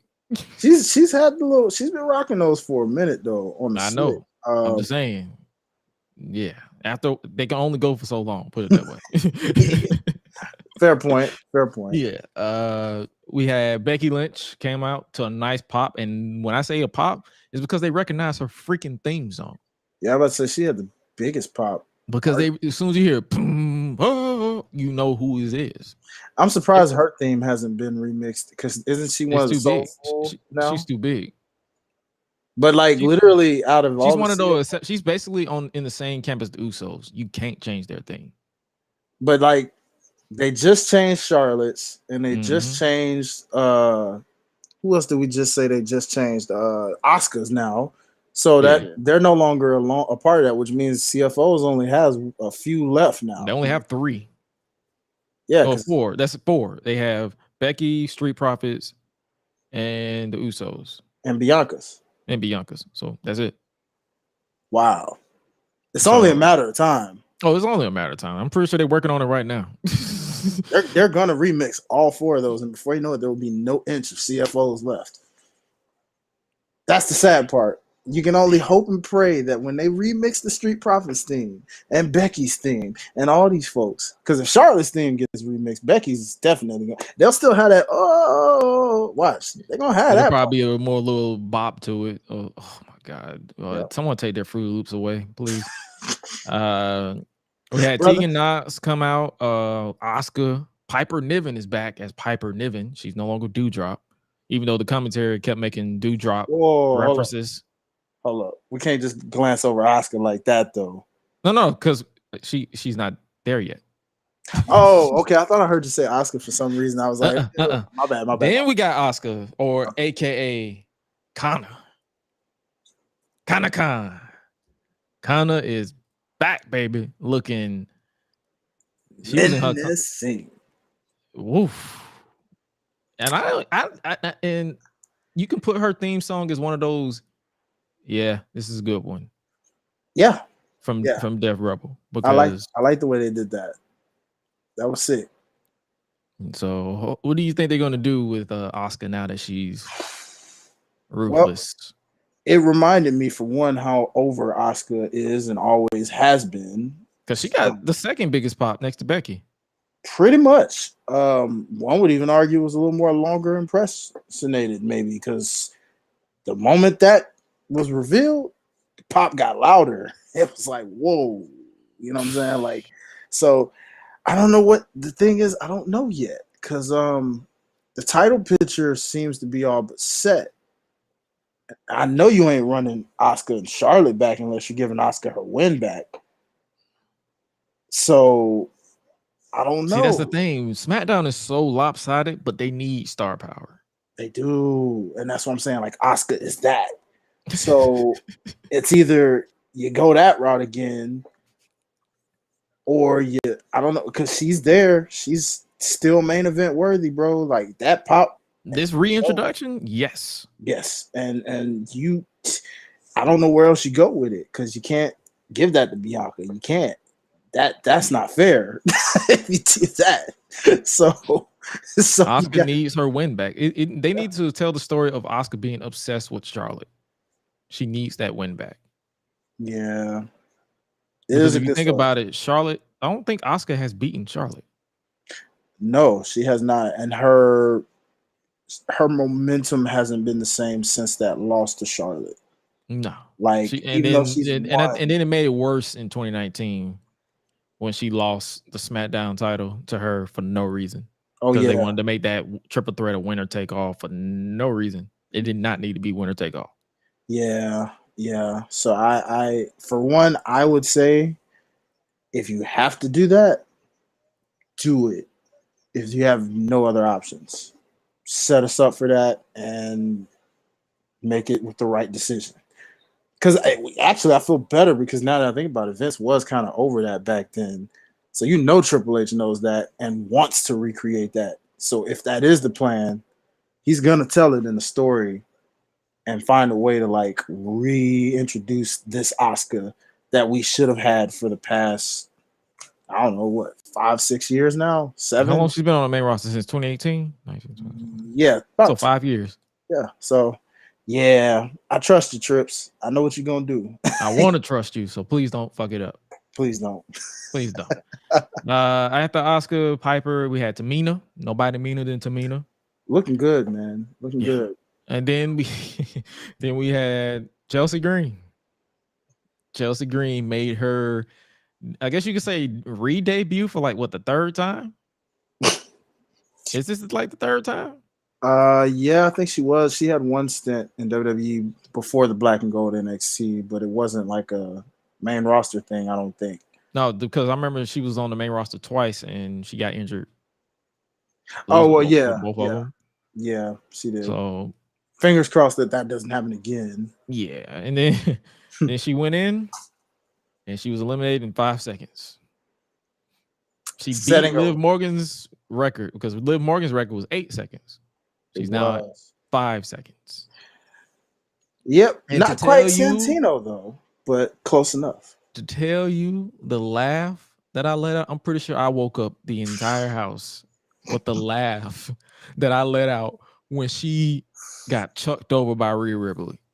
I was bawling. I could not. That was, you know how you got that good belly laugh? That was a belly laugh. Like, I was laughing from my soul. Oh man. That's a serious laugh, bro. I know that laugh. I love that laugh. That's the best type of laugh, man. I could not control it. I was like, yo, this shit is funny. This is what you came back for? 5 seconds? That's what I'm saying. I'm like, Is she here permanent? that I guess. know of. We don't. It's not official, but it's all but official because I mean the rumors were that she was coming back. So I guess that all but solidifies that she's back. I'm hearing that she's got a persona coming soon, and that kind of solidifies what that persona will be based Goofy? off how. No, but it will be a Okay. comedic role. Unfortunately, it Oh, just so she's involves- basically gonna be the female Santino. All right. no, even worse. She'll be, from what I'm hearing, they're portraying her as a comedic Karen type.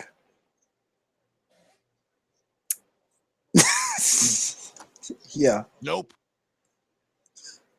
Nope. Nope. What? That's what I'm saying.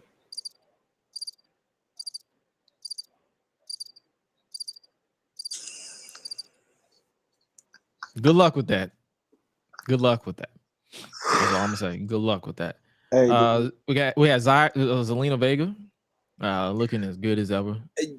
can we talk about that for a second? Because Yeah, let's talk about it. First of all, I was talking. Shout out to my boy Rick, man. I was sitting here telling him on the phone. I said, "Dog, why didn't they do this with her before?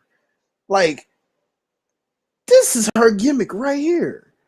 Make her a street fighter, or She make got the her logo during her entrance. yeah, or make her a cosplayer in general. Whoever she cosplays is who she is in that moment. If she's a Street Fighter character, nigga, she know how to kick butt. If she's I don't know, a superhero, I don't know, give her hurricane like abilities or something. I don't know. But bruh, seriously. If that didn't paint the picture right there on what you need to do with Zelina, because that's probably the best she's looked in a Royal Rumble since being in WWE. I need more of that. Whatever the plan is, even though she's with, Phantasma and everything, I don't know. They need to figure out how to do that more because that was cool. Look was cool. Presentation was cool. She even had a nice showing. So I don't know. Oh yeah, they gave us. She's tiny as hell, but yeah, they gave her something. So it wasn't a complete like 2019 type gimmick where she was running from Hornswoggle. Oh God, I forgot about that. Yeah. I was watching a lot of Royal Rumbles today to get me prepared for this Rumble, so that's it came on. So that's why We here, brother. I was doing that basically for the past couple weeks, trying to find, and I mean, I don't think I rewatched 2019's Rumble. I think I purposely skipped over that one for reasons like that. Yeah, I was like, nah, I ain't going to. These last couple years, I'm like, nah, except for, the one Drew won, of course, in 2020. But aside from that, yeah. I feel like a lot of people try to forget that one because of right after that, the world went to shit. True, but I watched that one just because of the fact that it was two different Rumbles, and it's one of the best for that for me because it's like it went from was a Brock Rumble, and then when he got eliminated, it was a completely different Royal Rumble. Yeah, so I appreciate that. I like that it was different for that. But yeah, every time I look it back, I get sad about that one because that pop Keith Lee got. Oh yeah. So I kind of and the match we never got because that's another one I would have wanted for a Mania, man. Keith Lee and Brock Lesnar, bro. Damn it, Vince. I know Triple H is waiting for Keith Lee to get free again because I guarantee you he'll give us that. But till then, we'll see. Next up we have Raquel Rodriguez. She got a nice little pop because it was her home state, I believe. Yeah, that's always a cheat code when you're from Texas. Then we had Mia Yim, Michin, whichever one they want to call her. They're calling her Michin, which I don't like. But it still got Mia Yim. So it's like, is she's Mia Yim Michin or Michin Mia Yim? I can't tell. You know what I say? You know what I go with? I say, is she Michin or is she Mia Yim? I say she's capital B, capital O, capital F, F-U-M. Both of them. She both of them. I don't even care no more. But yeah, she had a nice little showing as well. Then we had Lacey Evans.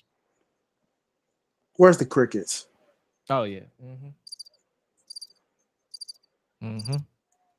Did not give a flying fuck. What's that? It's about the amount of F's I gave. Oh, all right.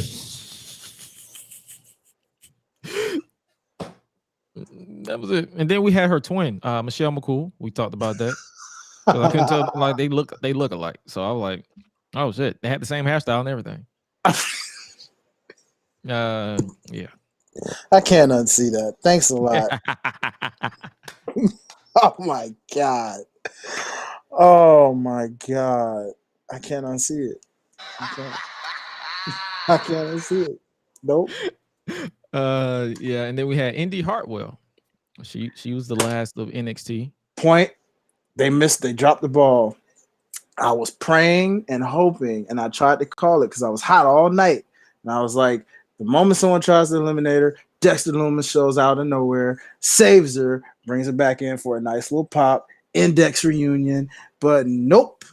I feel like they want to forget that storyline, which, yeah. I guess so. Sonya Deville came out next. Then we had Shotzi, who I forgot all about. She was injured. She had a broken elbow, I believe. Dang. That's why they had that little moment where Ronda and Shayna attacked her in the parking lot, so she can heal up. Wow. I think that was in November, December, after. Yeah, it was like after that match they had, right? Mm-hmm. Yeah. Then we had Nikki Cross who sprinted to the ring with the most serious look on her face, like she was running, and I'm like, girl, what are you doing? What are you doing here? And then we had the moment where Twitter went into full meltdown. Before you get into that, I'm gonna say, ladies and gentlemen, shout out to the Life Survive podcast again. I literally am not kidding when I say I've been on fire this entire night. For whatever reason, I don't know why, I don't know how, I don't know when. I called it when I said surprise top 5 surprise returns for the Women's Royal Rumble. I had this last entry. Did I expect them to be 30? Heck no. But I literally had them in my list. And boy, I was like, oh crap. I actually got that. What? After all, because I was just throwing that out there just to see if it stick. I didn't even think, given how she's bad-mouthed the company. She's bad-mouthed everybody. I believe she even bad-mouthed Naomi. Yeah. That's what I'm saying. And she basically alienated herself from everybody. And I'm like, hold up, time out. And who knows? They probably did stuff out behind the scenes. We don't know. I don't know them like that. But yeah, she was not holding any punches when it came to that company after she was fired. Facts though. To the point where I had to mute her whole account because I'm like, I got tired of seeing her pop up on my feed. Even the family. I think she was even putting the family under the bus a little bit too. Yeah. So I was like, because I don't think her side of the family is cordial with the Anoa'i side of the family. Interesting. And I don't even think she's really cool with Roman. I mean, not Roman, Rock. That's what I'm saying. She literally alienated herself from everybody publicly. I don't know about behind the scenes. I don't know if it's all for show. It's all just to keep her name in the feed or whatever the case may be. I don't know. I'm not a clickbaiter like that, so I don't know how you attention whores act. But yeah, it was. But for those of you who don't know who we talking about, Nia Jax's back. I'm not like most girls. That's another CFO song. It is. And she won't be there for long. No, because she won't be back anyway. I'm pretty sure. Well, they gave her merch, so she might be. Oh God. Yeah. So. Oh no. That'll be an interesting situation. She sandbagged the hell out of Rhea. More shoot fights. With that riptide. More shoot fights. Oh no. She was booed to the point where Rhea, the obvious heel, got the biggest cheer out of the entire field when she hit that riptide. For some reason, Nia Jax always gets the biggest pops when something is done to her, i.e., Can we go back to 2019, guys? Hey, with remember the that RKO and the 619 and the super 619 kick. super kick, and the whole shebang. Wow. How about that? Ladies and gentlemen, Nia Jax returned to the WWE before another person I randomly threw out there to stick to the wall and Ryback. Let that sink in, y'all. Oh my goodness. There's hope for him yet. Apparently, if you can badmouth the way she's been doing. Oh shit! I saw a picture of Sonya Deville with a gash on her face. Oh no. Ladies and gentlemen, breaking news. Jesus Christ. That's a gash. Yikes. Well, she gonna be feeling that in the morning. I wouldn't be surprised if Nia did that. You know what? She loves taking liberties. She was literally. I almost felt like the women. As soon as she got in that ring, she was cussing everybody out. She was like it was audible. Fuck you, y'all bitches need me. This, that. And I'm like, nah, and like did you see the way those women were even looking at her the moment they were looking disgusted? Yeah, like they were on a soul mission. That felt completely shoot because they were ready to get her up out of there. Well, speaking of shoot, they completely botched the countdown because her music played before the countdown even started. Definitely her fault. Someone fucked up the cue. I think they was ready to get it over with. I think either that or she did. One of the two. Maybe she said, "Screw it, I'm coming out anyway." I don't know. We're gonna get some stories about that, I'm sure, in the next few days. Because I'm like, when I saw that, because they put the countdown up right when her music was playing, I was like, wait, when did it? And I'm like, oh shit, they fucked that up.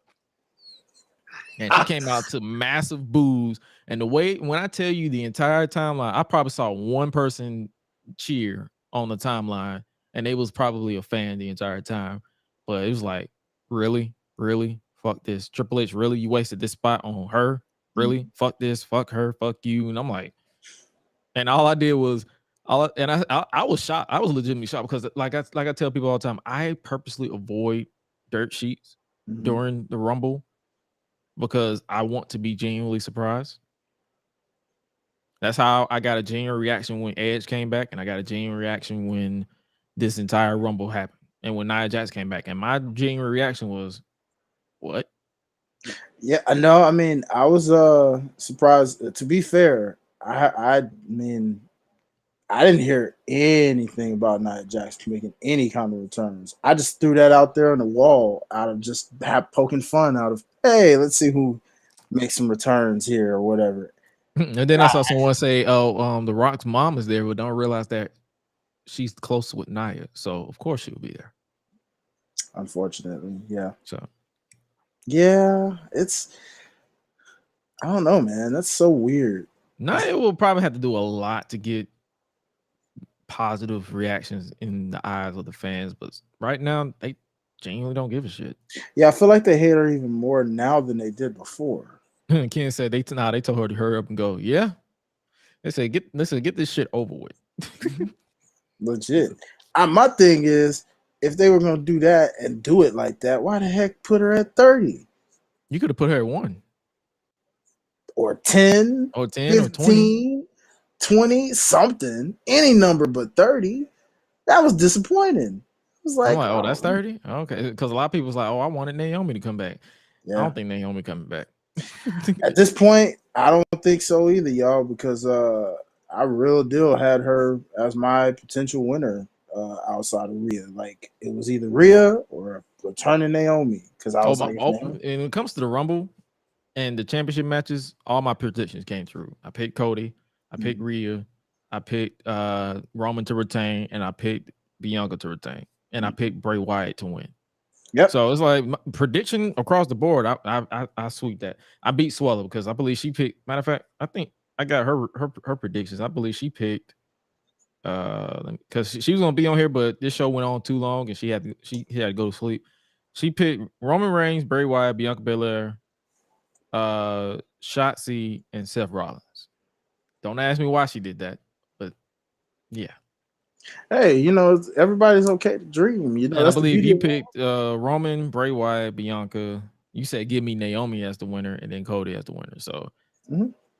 yeah, Yeah, I literally really believed that it was possible if Naomi was gonna really for sure shot come back, would have been now. The only other hope is a day after WrestleMania for that. for a day after Mania pop. Yeah, that's the only thing I can really tell you at this point. Put it this way, if she don't come back by after Mania, just give it up. Give it up. Yeah, at that point, you just let her do her. And now she did tweet, "I love y'all," and a lot of people. I'm pretty sure because people were legitimately like, "Oh, they want me Naomi," so she was like, "I love y'all. Thank y'all for the support." Mm-hmm. So, to any Naomi fans out there, us being definitely Naomi fans ourselves, Oh yeah. for sure. Just there you go. And then we got the battle at the Valley coming up with Mercedes Moné challenging Kyrie. We might check that out. For sure. Yeah, that definitely is something on my checkout list for We sure. might have to check that out. And what time was it? Is it early in the morning? So I got to go back and look at it. It was on Fight TV, and I think it was only like $20 too. If I'm I not think it's early in the morning. Oh yeah, I'm gonna watch it. I know because I got New Japan World, so I'll probably watch it in Japan. In Japanese. Sweet. Okay. I kind of I don't know what it is. I enjoy Japanese commentary because of their It is funny. enthusiasm. Yeah. I love it. Yeah, I don't know what they be saying. I need to study Japanese because I have roots in Japan. Mhm. But yeah, I enjoy when they be talking. So in all honesty, everything about Japan is awesome because even when you're watching a good anime in Japanese, with the subtitles, yeah, you're just like, it makes you love it that much more. So that's what I'm saying. So yeah, if we both agree to it, we might just review it and call and just check it out because hey, I'm with it. Shout out to my guy Kevin the Jet Knight. You know what I'm saying? Because what I'll do is probably just go to bed that night because I believe our time it'll probably be like 2 a.m. Yeah, I'd be with it. I'll take a nap, and then we just review it right afterward. But yeah, Nail. I enjoyed the ring announcing, and that's what I'm saying. I enjoy. It's like their enthusiasm is literally it. Like the way they announce it, like they was like I liked when Mercedes made her debut. They said the CEO Mercedes money, and I'm like, huh. So it's different. It's not too formulaic. So I appreciate that. But back to the Royal Rumble, the obvious winner was none other than Rhea Ripley. Rhea Ripley picked up the win. Mm-hmm. And shout out, like you said, to Liv Morgan for being the final, because the final three was Asuka, Liv, and Rhea. And that ending sequence. Shout out to Rhea Ripley for making me bite on her being nearly eliminated. She's that good. Yeah, and not to mention, just in general, that final three, perfection. That was a great final three to have. Asuka with the mist, blinding Liv Morgan. Mm-hmm. It was blue mist this time. It wasn't the green because her new aesthetic is blue. She got eliminated by Rhea Ripley, and then then Liv. She was fighting for her life, trying to find out because she couldn't see. She could not see. Mm-hmm. She was fighting for her life, trying to figure out where and then she finally started hitting her hands, and then Rhea, with her incredible core strength, lift her legs up and just say yeet, and eliminated Liv. And I'm like, chef's kiss. My pick. I almost would have had a gripe with the fact of, hey, Liv, why wouldn't you get back in the ring? Oh yeah, you can't see, so never mind. It's like, well, because in my mind I was like, Liv, get back in the ring, and I'm like, oh yeah, you can't see, so you can't. And then shout out to Rhea for waving at the Mania sign. She was like, "How are you?" Hey man, it fits. It fits. So that's her whole new. I was like, she's like bump pointing because that's played out. Let me wait. That's her whole aesthetic since she joined Judgment Day. That she's just different. She's built different. This is the person that should have been on the main roster from night one. But we just had to get there. It was a journey. Trust me. It was She's been Raw Women's Champion, but this version, and it's like, what poetic way? That's why I'm saying her versus Bianca fits. at Mania because Bianca hitting 1 year and then Rhea Ripley taking the title at her 1 year. And if I'm being completely honest, they're each other's antagonists anyway. They are soulmates. Yeah, they're the female Randy Orton and John Cena, the female Rock and Stone Cold. I mean, you name it. Everybody from WWE history. They're the female Sasha and they're the other version of Sasha and Bailey. Yeah, legit. I was gonna say female, like they're not females, but the other version of Sasha and Bailey. Shout out to Asuka for bringing back the Conor makeup from New Japan. Yeah, that's what I'm saying. Mm-hmm. That's a stardom. That was a stardom situation. But yeah, shout out Conor. Like I popped for that. Like I was just like, yo. Yeah. And you knew something different was coming with the way she just walked to that ring. She had that mask on for so long. She had the pants. Yeah. And you were like, he was like, hold on, that ain't Asuka. Like, then she took the mask off. I was like, Conor. You just started. And it's funny because they're still calling her Oscar, but I wonder if they're going to change that next time we see her. Or if they'll probably still call her Oscar because of copyright reasons and trademark. They'll probably call her something unique like the altered Oscar, or this is a different version of Oscar we've never seen before. Or they'll probably do like little subtle hints like this is reminiscent of her old days of the Kana Khan or the Kana San, and then stuff like that. So that's what I'm saying. But yeah, I'm intrigued, and that's another thing. I'm intrigued with where they go with her. Like, who is she going to target?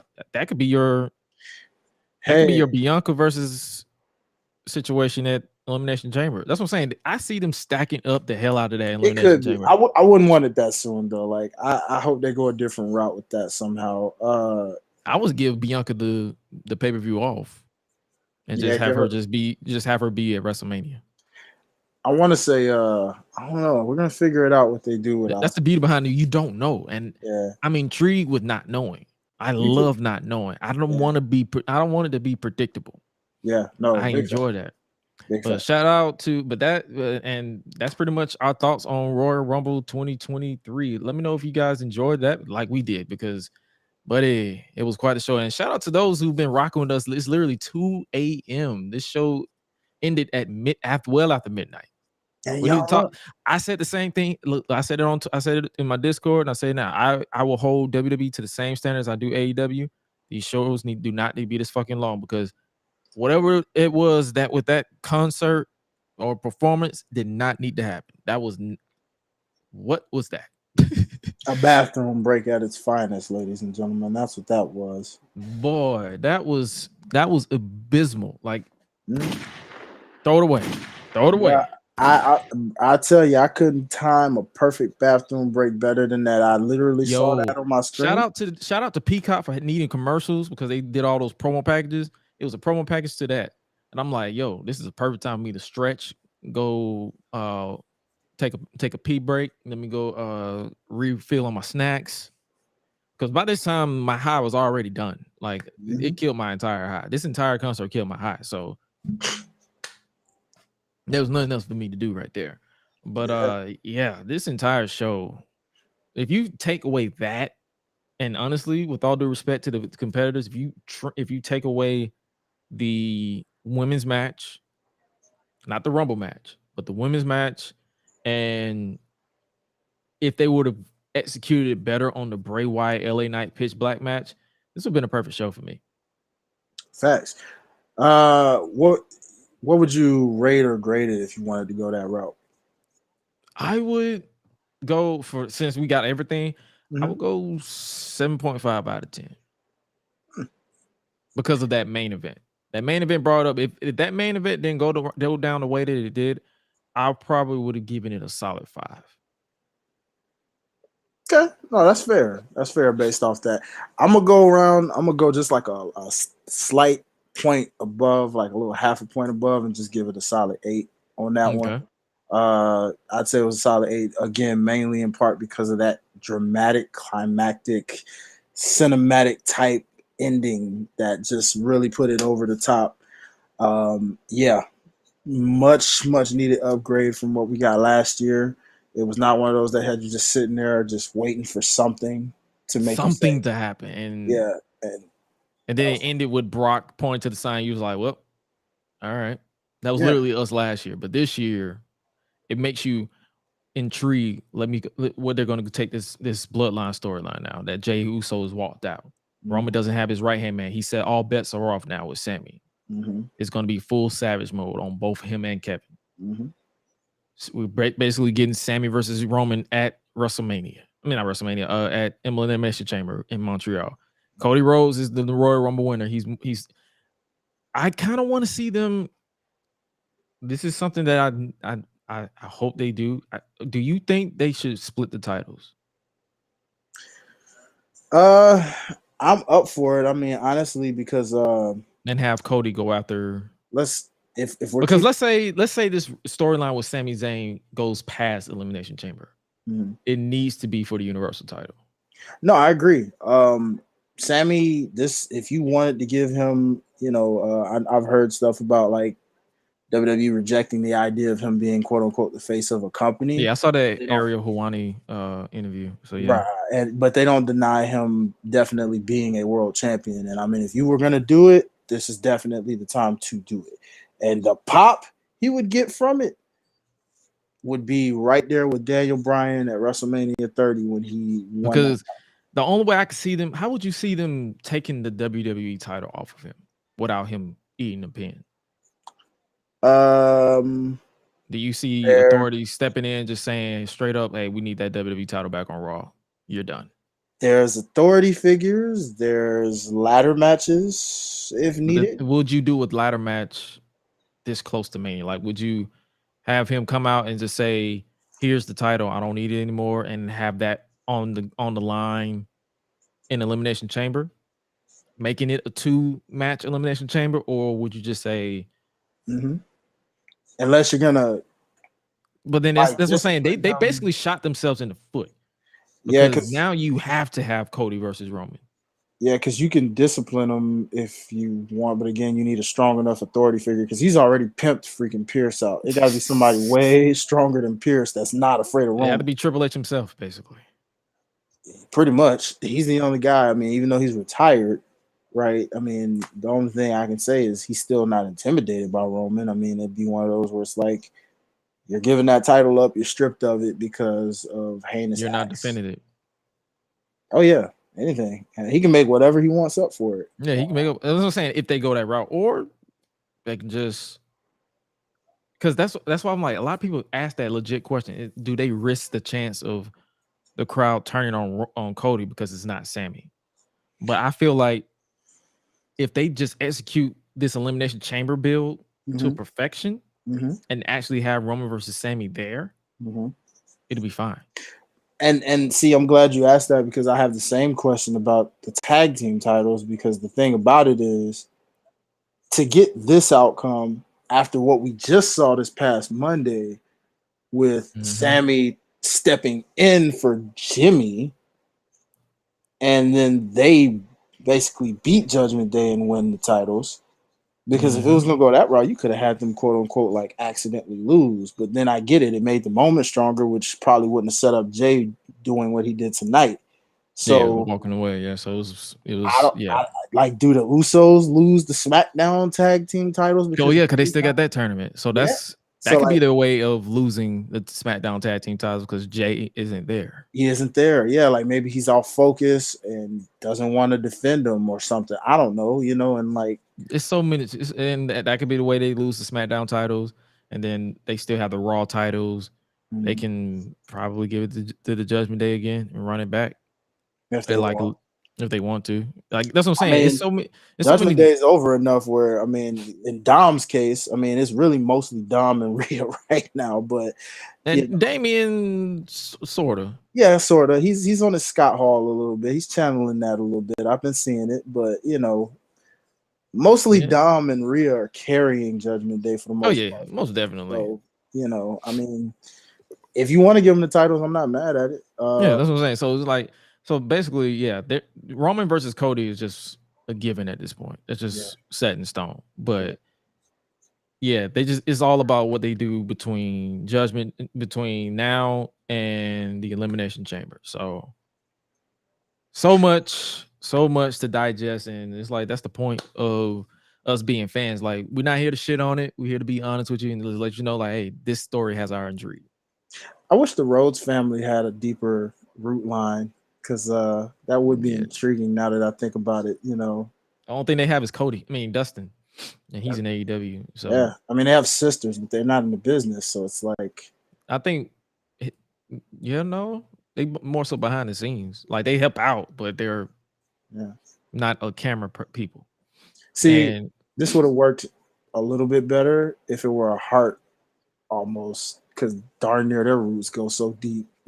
Where they're the only other family I can think of that can go like toe for toe at the bloodline, because they got just. If I'm gonna be honest with you, if they wasn't so obsessed with this cinematic shit, Bray Wyatt could have did it because of the rotundas.